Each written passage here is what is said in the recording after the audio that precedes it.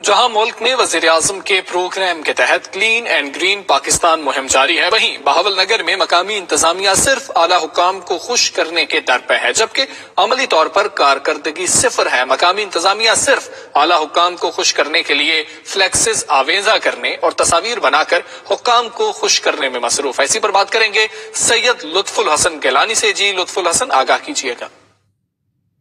जी बिल्कुल, जिस तरह सरसब्ज पंजाब मुहिम का आगाज कर दिया गया है, बिल्कुल इसी तरह बहावल नगर में मुहिम का आगाज तो कर दिया गया है। लेकिन मैं आपको बताता चलूं कि बहावल नगर में मुकामी इंतजामिया की तरफ से ये प्रोग्राम सिर्फ फ्लैक्सें आवेदन करने, तस्वीर बनवा कर सोशल मीडिया पे अपलोड करने और आला हुकाम को खुश करने के लिए किया गया है।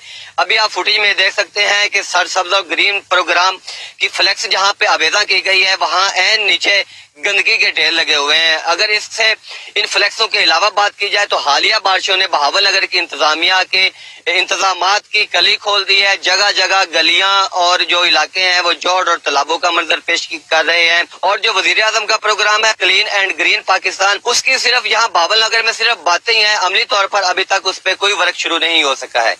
जी बहुत शुक्रिया आपका।